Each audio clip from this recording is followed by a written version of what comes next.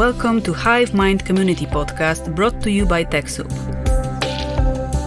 Our podcast is a part of the digital activism program, through which we provide the civil society with knowledge, tools, grants, and networking opportunities so they can thrive.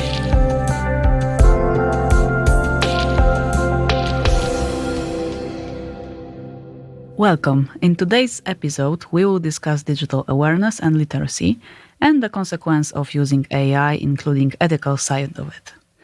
The guest of our podcast is Kamil Śliwowski, digital skills trainer and online course author. He has been involved in the Creative Commons movement and works with NGOs like INCO, Panoptykon, School with Class, and Sector 3.0. A warm welcome to you, Kamil. Hi to all listeners. Let's start with a broad question. How to be critical and up to date with new technology? And I would add two opposite hypotheses to it. From the one side, can we talk about new levels of digital literacy, or maybe the same good old practices just with different shapes? Okay, this is, I think, the only question I really prepared for. And I checked all the research and I thought about different hypotheses you might give me.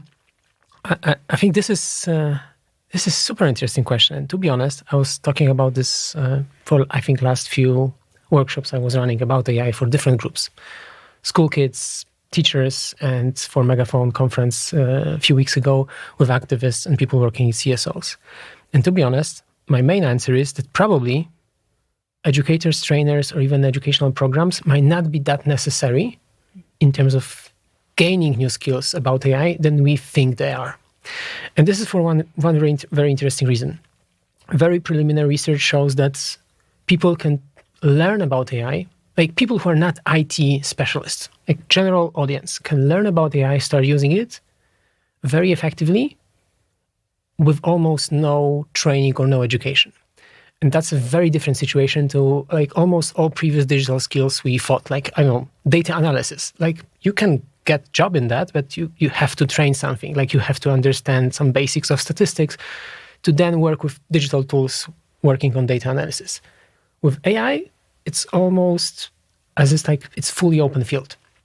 So I think this is like very interesting question. Do we need new level skills, or do those skills are super easy to get, and then you can just use AI, and there'll be new problems with that. So like, can you use it safely?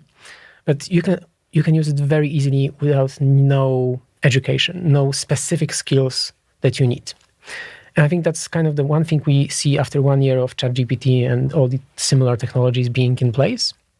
But at the same time, we see that those easy gains are almost in terms of productivity, not in terms of critical thinking, not in terms of using those tools wisely. And this is posing those new questions like, do we need specific skills? Yes, but they are not technical probably. They are not about how to use the tools. It's rather like, do you understand how it works? And do you really understand that this is not made to tell you the truth? It's made to give you an answer, which doesn't have to be a true answer. It's made to give you an image. It doesn't gives you all the time an image that's real or image that's not biased or image that's representative to all people that the image should be based on. They're real images. So I think this is what people still need to understand a bit more. Those skills we do need, but the technical skills, and this is very, very interesting for me as a trainer, because I think I might not be necessary in the future, or at least not in the way I'm working currently. So like giving people also technical skills plus some critical thinking. Now I'm thinking about one thing that you said, that you think that you might not be needed in the future, because I wanted to ask you how to become a digital skills trainer, but what do you think about being digital skills trainer at this particular moment, as you observe and you start to share these reflections on not the technical skills, but the different tools that we are using to be more aware. But I'm really curious, what do you think about this moment, but also the futures that you start? Yeah, that again is a tricky question, especially this year. I don't know how it will be like next year or in a few years when we meet and you all ask me the same question. But currently, like a lot of people want to become, for example, prompt engineers or train themselves to skip learning coding and to jump right into working with AI, with machine learning. That's a super trendy career. And at the same time, Sam Altman, who is the boss of OpenAI, for a few days he was not a boss, then he's the CEO again.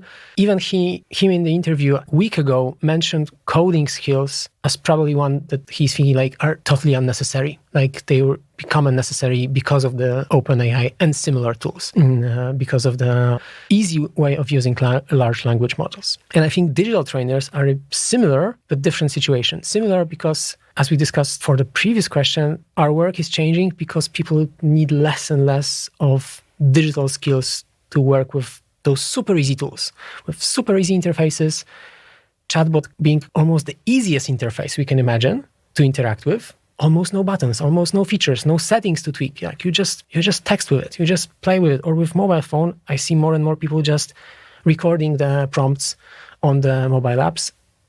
The easiest way to interact with any technology currently. So it's getting easier and easier. So for me and for any digital skills trainers, that's posing a question. Okay, so what do we need to train people, or do people need any training at all about digital skills? Will they need the same trainings that we offer currently, the same skills that we are trying to offer currently? And I think at the same time, that will be, I think, even more and more trendy profession, but it will be very, very different. I think we should not just go with the trends and try to be trainers about AI specifically, trainers about how to use ChatGPT and other tools more and more effectively. We should do that. We should understand that. But I think we should go one step further. And as a digital trainers, focus more on critical approach. That's one thing. And also really focus on the basics of digital skills training. We are there not only to train people how to use technology, we are there to train and help people understand how it works. Is it safe for them? Is it good enough for them? Is it effective for their goals? When the technology might be failing them, can they spot those moments? And this will be difficult for digital skills trainers, digital skills educators, because AI is more difficult than understanding how smartphone works or how HTML websites works, how the internet works. It's complicated, but still you can grasp it much easier than understand how open source or closed source large language models are trained, how they work, how they are tweaked, what's the difference between them. You cannot easily interact with the code of a large language model the way you can easily interact with code of a website, for example. Continuing this thought and about understanding the tools, I wanted to also put some thinking and discussion into the open source that you mentioned. What is the difference, well, of course, on the level that we know, because there are a lot of uncertainties and secrecy when it comes to closed source proprietary software, which one of it is mentioned, ChatGPT, that is the mainstream AI, let's say. So what is the difference from your practice and your observation and research between open source technology in AI tools? Is it similar, that those that we know, or is it different? And we should not think the same way in terms of this component. That's already an advanced moment, advanced level for many people to even understand the differences between products they will use. From an educator perspective, I need to understand it a bit more, although I know it's much more technical and the differences are much more subtle and difficult for me to understand if I would be asked about open source software and open source AI models. So trying to be very basic, although I'm not a technical expert, is that here the open source models, they are still pre-trained on some data set and we cannot easily, at least not right now, easily and cheaply train the model, even the open source model by ourselves. We can tweak it, and that's the main difference between closed model and the open source models, that you can get the code if you're able to run the code yourself, if you have enough resources to run the model. If it's with a lot of data, you have to run not only the model, but also the data set. You need some powering, some resources to do that, but you can tweak it the way you want. So you can set lower limitations on some capabilities, or you can give some additional conditions and boundaries to the model. That's kind of one of the main reasons why especially countries are trying to develop their own open source models, so they can build something that could be influenced by their language, by their culture, by specific conditions.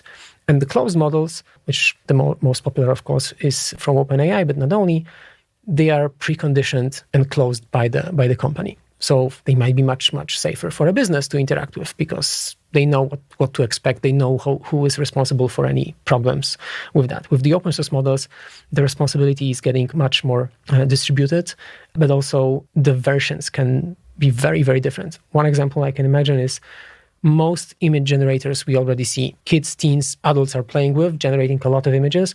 Most of the models available are open source, so that's why a lot of them are for free. A lot of them have very various results. Most of them, by the authors, have some conditions like not allowing easy creation of not safe for work images, like nudity or violence. But there are a few already who are offering a possibility to generate specifically such images. So that's available easy if you have open source model. So you can go both ways. You can go with making an open source model that's much better with Polish language and culture, whatever that means, like maybe with some bias that's specific to Poland or other country, which was a plan of previous government in Poland to build maybe a Polish large language model. Or maybe you want to go with direction of like setting lower limitations of some specific content you want to the model be able to create. So we have a lot of options as the users, but with focus on civil society organization. From your observation and the workshop and works that you see, and you are teaching and educating many people who are representing different types of organizations and working on different fields. Do you think that CSOs should focus more on those closed mainstream AI, which are very good in terms of quality, but might be changing in terms of price, because most of them are free right now, but we are not sure what will be next as those models are more and more advanced and can get better quality and different formats of generative AI. Not only text, which is the most common, but also videos that you mentioned. We have a lot of going on in terms of audio, like voice cloning, but also generating music. Or maybe CSOs as representatives of civil society, building awareness, but being a very core part of democracy, should maybe focus on those open source models to develop them together. What do you think? Or maybe, of course, mix. This is the open question. But still, as we have so many options to choose, it would be nice to get to know more of your observations from your time you're spending with NGOs. I would answer like in one of my favorite memes, why not both? This is why I added the mixed version, yeah. And when we meet and record this, it's still very early in the whole life cycle of the technology we just got introduced to. It feels like we're working with this for many years because it's so intense, and each technology cycle is more intense than the previous one, but still it's super early. And because of that, we don't see the exact how the field will play out with the business models, the diversity of the tools. So I would not play to just one direction here with using or open source or closed source. And I think there are a few reasons for that. First of all, CSOs probably, I guess, and this is one of the kind of the topics of many workshops I've done lately, is that we will have as CSOs, as activists, two roles. We want to be better at using it for our own good. So understand it, use it, get some productivity gains out of it, get some better results out of it, make it more useful for us as the business tries to use those tools for their own effectiveness. And the second part is which business is not doing that at all or very little. CSOs also a tool of control and transparency for the society. So if we understand and use those tools, we almost by definition, CSOs can be more critical, can see issues that are there that business is not spotting, because maybe a specific CSO that wants to, for example, real example from workshops, wants to support minorities and communities that are not enough represented in different situations in life, like in politics or business. And by the CSO, for example, you maybe want to use those AI tools to generate better texts, better communication, better images that are more representative of that minority, and they are showing them more than it's like in the stock images. It's less of this specific minority shown. So you want to use this from a practical reason. But the other side is you also want to talk about the bias in the tool, no matter if it's open source or not.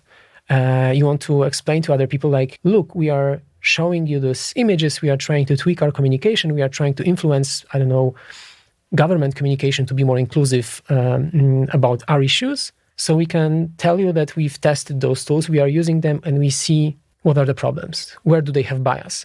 And we can maybe use the open source one to create a better version that's trained with more representative data. And we also can use the closed one because it's effective, but we can also spot in both those versions, like what are the bias there? What's the bias there? What are the failings of those different models? So we need to think about those two roles, not just focus on using the AI tools just for productivity, just for effectiveness, just to use it as an additional office tool. Two legs of using AI for CSO. You mentioned one meme, so let me continue this thread. I try to think about the memes before any interviews. This is wonderful. Strategically. So this is, I think, very good and something that is close to me as well. With generative AI, that the cycle is still quite fresh. It is intense, as you shared before, but we observe the new level of generating memes. They are like next level. We see a lot of things going on video, on audio. We see the covers of the newest pop songs that are generated by different artists. And there are a lot of fun activity around it. But from the second perspective, as it's getting more and more advanced, we also see that it is already used in propaganda, disinformation, and manipulation. And I wanted to ask you, what do you observe in terms of disinformation sphere and the threats of NGOs? And does this jokes misleading the real problem and the real challenges that we are facing as they are like still going and never ending? So I'm not sure like I'm right here, but one feeling I very often get during this year is that it's less about the capabilities. It's more about the intensity and the scale and ease of use, scale of how easy and fast many people or NGOs or organizations or political actors can generate more of a disinformation. It's less about the specific capabilities. So with the videos, we've seen a lot of misinformation with videos, with content generated by previous to generative AI tools, like already generative AIs, but maybe not this, like the current level of the last year in ChatGPT. Of course, this year is better with the quality, but the biggest difference is the amount of the output that's possible and how easy it is to create a lot of output in terms of misinformation and disinformation. So I think that's more of a problem than the capabilities. And people do tend to focus on trying to game the technology. So I love during trainings when people try to think about how can I train in spotting images generated by AI. And it's like Cold War style of thinking. Like we only want to play the game of who is better at what with a technology, which is much faster and much better at this specific task. And like in terms of one specific task, it will always be better and beating human. It cannot be better at general thinking about this specific task. So to give you an example, I was running a workshop for 8 to 12-year-old kids. 100 of them, 120 in the audience. We were talking about AI and technology, and they were spotting different images generated by AI, and they were playing this exact game, like how to spot the small things that might be telling you this is a disinformation, this is fake image or video or text. And of course, I was trying to convince them that this is something more than just spotting the technical mishaps of this or that generator. And one girl, I think like first or second class of primary school, she was like thinking and like, no, I know how to spot this all the time, like 100% sure. You know why? You need to think about the context. I was like so amazed by her comment. It was like the best comment that day. Because exactly, like you cannot train yourself to be like 100% sure with trying to spot the technical issues with any generated content. But if you have this critical approach, like you don't need to. like you can train yourself to think about this differently. You can think about, okay, it's 2023. The context is that a lot of people are trying to push this information. So I have to rethink from what's my starting point of thinking about digital media, digital content. It's not that you have to trust less or like lose trust at all, but you have like think differently about how to interact with the content. And then, of course, you can add to this some specific technical skills, like trying to spot those differences in images, but they will be better. The images will be better. Even showing people images generated by Midjourney versus 1 to 3 up to 5, which is the current one.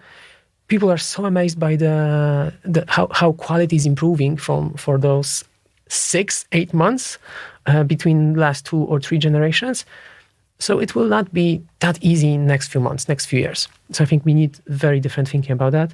So I focus less on technical capabilities, technical skills, more about this critical approach, critical thinking, but not too critical. It's like I still want to train and teach people that losing trust to everything would be a catastrophe as well. When you were mentioning this great example, very inspiring to spotting the context, I was wondering what kind of pack of skills would we need in the future to not go too extreme, as you mentioned, that of course spotting context and being critical and is it possible? And maybe you would add also something to this, despite context. What do you think is important to focus on, especially thinking about this information that is getting more and more sophisticated?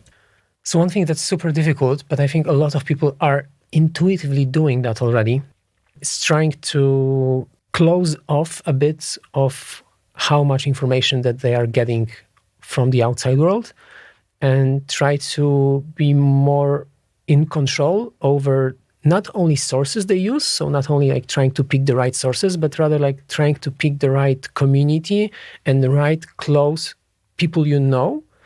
So the trust is built almost fully offline. So if we know each other because we co-work together or we have some story, we have some connections, we are not just random people from the internet I want to trust, but I don't have any connections with them.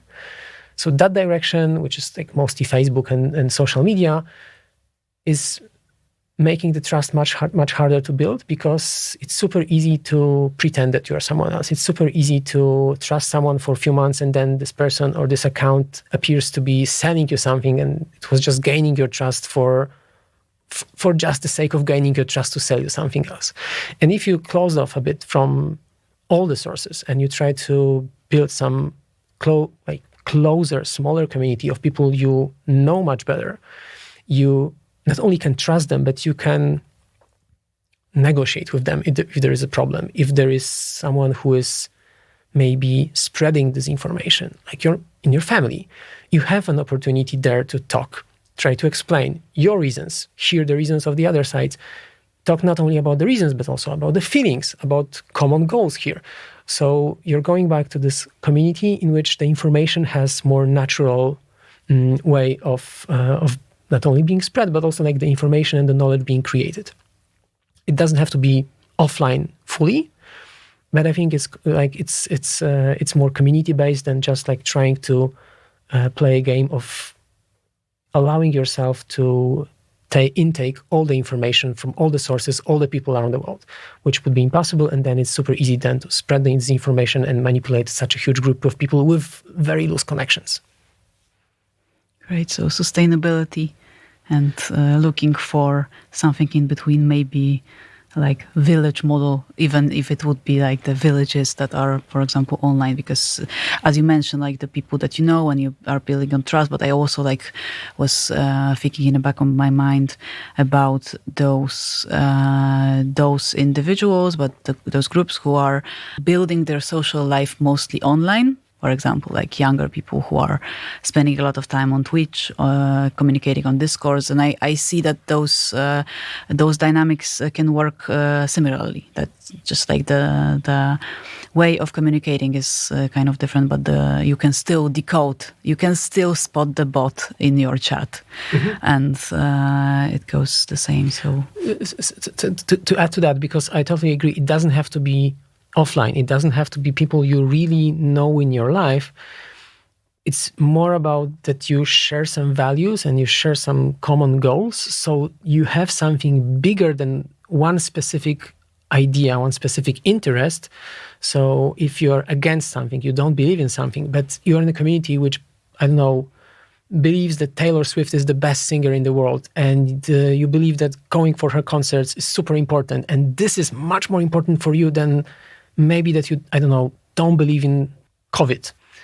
It's possible in that community that this common goal might help you to talk and listen to other people and change your mind. And I'm giving this Taylor Swift example because Taylor Swift fans and K-pop fans are two examples of very rational communities that are really trying to influence for a better situations even outside of their community, and they do try to help each other when they feel that parts of the community or people in the community are failing.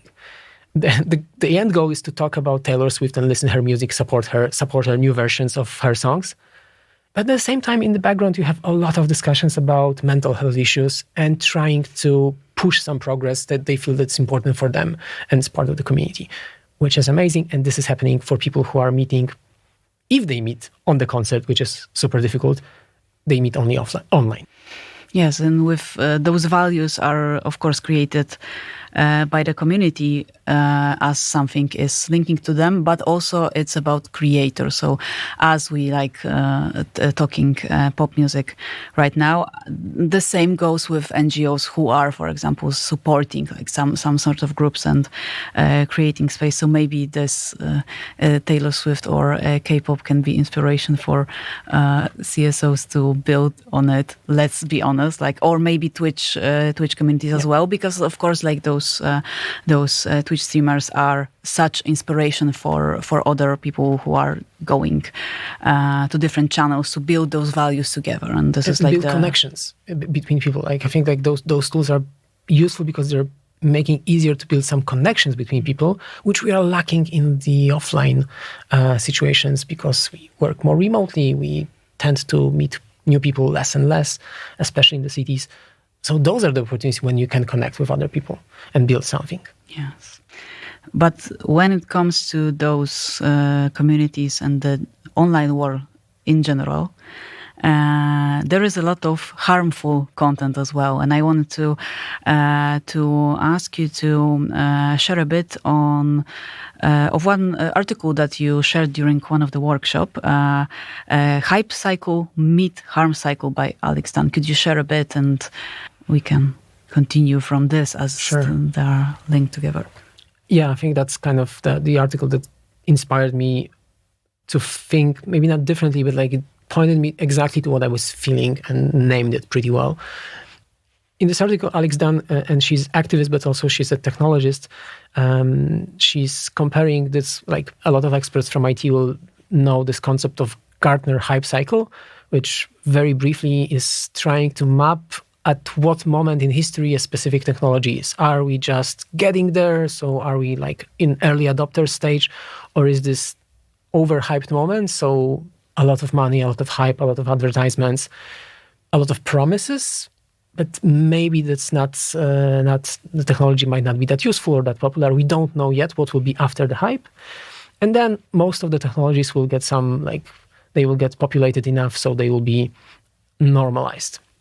And the use might be different than from the beginning when we were like in the overhyped moment. And Alex Dunn tried to map that. She said, okay, we can map not only the hype, but let's try to think about amount of harm that's happening when a specific technology is at specific moment of its development. And I think this is very interesting that the idea came up with AI, less with previous technologies. And there's like a lot of different people, also Tristan Harris from Center for Humane Technology, that are trying to push this very good critical idea of that we missed this opportunity for social media. So let's try make it better this time with AI. Also because it's happening much more faster and intense, even in comparison to social media. So amount of people using it it's gaining audience much faster. So thinking about the harm cycle in comparison to hype cycle gives us an opportunity to think, okay, so if we are pushing a lot of people to try it out, to test it, and early adopters, there are so many of them that they are not only experts, not only users of previous technologies, not only people who are maybe with some critical thinking, maybe with some skills available to them, but general audience, we might see more harm coming in those early stages. And also, because it's an early stage, so creators of those technology want to gain the audience and they want to earn as much money as possible. They might want to overlook harms in the technology just because they are trying to push the technology. So they don't want to talk about the risk. They don't want to talk about any dangers there. And I agree with her, but there's one issue with that. Like, it looks like she spotted this perfectly. We are in this, I think, harm moment. So overhype is connected with like the biggest harm happening right now. But at the same time, I think one thing that's different in this moment in comparison to like social media 15 years ago when they're beginning on a mass scale, is that creators of this AI tools, they do want to talk about the risks. And I think for exactly the same reason, they understand that if they won't talk about the risks, they might get over-controlled, over-regulated. So they want to appear at least to be willing to be regulated, to be controlled, to have some limits. But in practice, we don't see that. Like, we don't see a lot of those tools getting self-regulated, getting limits on how they can be used. We don't see companies like Facebook trying to control over the models they are creating, or like ChatGPT, allowing people to have a voice over how the ChatGPT, which is super popular, should be working. Like, we don't see like focus group on that. We don't see any open discussion by the company. They are allowing very little voice to have influence over them. So I think that's a difference between this moment and the other. But I think it's just how good and effective in rhetorics are those people. It shows us that. And how to use AI ethically and responsibly in CSO everyday work? It's impossible. Short answer. Okay, so we can wrap it up and like... Yeah, both jokingly and not. I think it's impossible. And it doesn't mean that we should not do it, but I think we should, at the beginning, as we often like need to just tell ourselves that we are in a bad situation. So, for example, we have to acknowledge a climate crisis, or we have to acknowledge that we built a lot of stuff previously, also mistreating some communities. So we have a lot of work to repair that in the future. The same with AI. So it's already working. It's already being used at all, very much in NGOs. Officially, unofficially, formally, even if the CEO of an NGO say it's not used, I would guarantee any NGO, same as any company that's doing any kind of knowledge work, there will be people using ChatGPT and similar tools, even unofficially, even informally at their work. So we have to acknowledge that, to have this upfront, that this is technology that's built with some unethical history. And with that, so unethical, to give an example, it's built on work of people who were not paid enough, especially people who, the same as with social media, had to censor the model, limit the model, check the content, test the content, same as content moderators for social media. And those people are very often outsourcing, people working for outsourced companies in countries like Kenya, which are trying to build some workers' movement there. They are all the artists that the content was used to train the models, all the authors of image, but also text, same situation. And they are trying to fight back in US especially. So this is already making this technology unethical in some scope. And at the same time, going back to our beginning of our discussion, we have these two goals of how, as a CEO, we want to use this. We want to use it to do more of the good we want to do. So if you are supporting accessibility in your community with ChatGPT, tweaking this a bit, you can have a very good tool of checking accessibility and supporting easy way of transferring to more accessible content. So it's a great tool for you to do more of the good you're already doing. Super difficult not to use it in that scenario.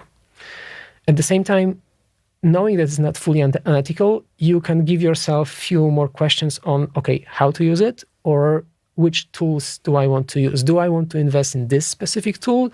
Or maybe do I want to invest maybe a bit more time or a bit more resources, maybe to wait, maybe to tweak another tool, maybe to try influence another company or another tool, or maybe if you have a lot of resources, build your own model in the future to make this base technology more ethical than those available on the market. And I think this maybe not in a few months, but maybe in a few years, this will be possible for NGOs, for CSOs, to pick and choose a bit more from the models, but also to have more influence over what they use.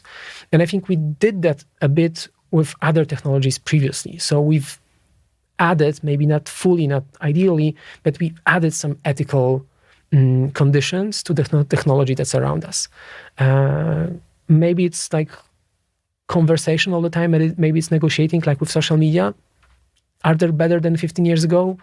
It's not me to fully judge that, but I think like the continuous conversation which CSOs are part of, because they are testing it, because they are using it, that's very useful, and we should use AI at least in that scope. Try to test it, try to use it for good, but also to give more of a critical advice and maybe influence those tools and creators of those tools to make it a bit more ethical in the future. A bit more. Fully ethical will be the goal, of course. And from that point, I would like to ask you the final question that you cannot find in the file because it's the surprise for you. So I'm not looking at my notes. Yeah, I'm opening ChatGPT to write the question and get some answers right away. So I wanted to ask you, this links perfectly with the things that you just said. What should CSOs work on during this trial phase of free AI, the moment that we are right now? Of course, we don't have to focus only on those closed tools that are currently free, but generally like the trial phase of AI. And do you think that activism in AI could be coordinated differently, and less like put away everything that is blocking us and speculate a bit? On a practical level, there's already a lot of things happening, both in terms of trying to regulate AI tools, and this is happening very fast, on researching how they work. And I think any CSO that has some knowledge and technical resources, like even a small team, or maybe even some few hours of people who can think about this, research this, can spend these small resources on doing better research on how to use those tools and the tools available. So not only train yourself in how to use AI for transcripts, image generation, but also like how to choose the right tool for a specific task. And there are already research that's happening, constantly updated about how different models available are energy efficient, or on what data there are trained. There is a lot of discussion of trying to build new models, and a few companies are trying to promote themselves as built on the content they know that it's licensed by them. It was paid to the authors of the content to be in the training database. Small difference, but it's making the tool much more ethical. So that's something to consider when choosing the tool. Maybe it's not possible right now. Maybe the tool you want to use doesn't have an alternative, but it will have in the future. So just think about this, consider this, same as you do consider pricing or limitations of, office management software. So that's one thing. The other is to coordinate a bit with other NGOs, other CSOs who have more resources. So for example, like in Poland, if you want knowledge about the critical technology, you would go probably to like Panopticon Foundation.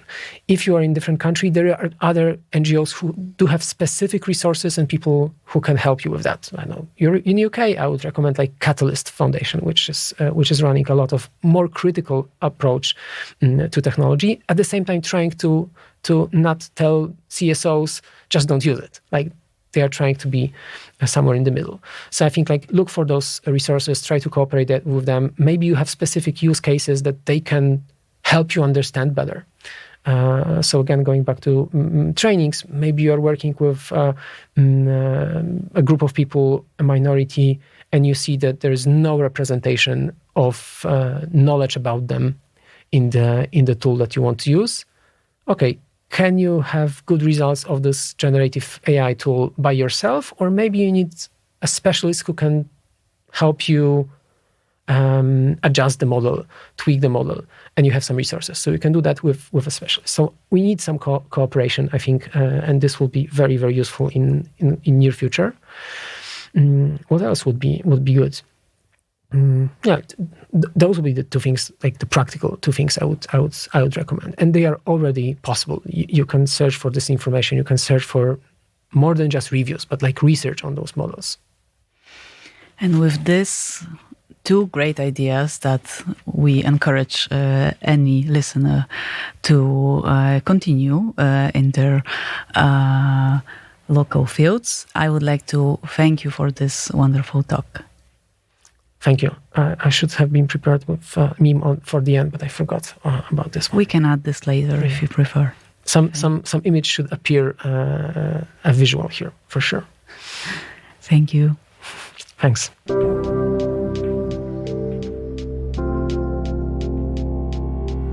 Looking for more resources in topics like countering disinformation, cybersecurity, personal and organizational resiliency, building positive narratives, or media literacy? Visit the Hive Mind platform, an online hub with free content, tools, online courses, and ability to connect with digital activists across the globe. Embrace the power of community with Hive Mind.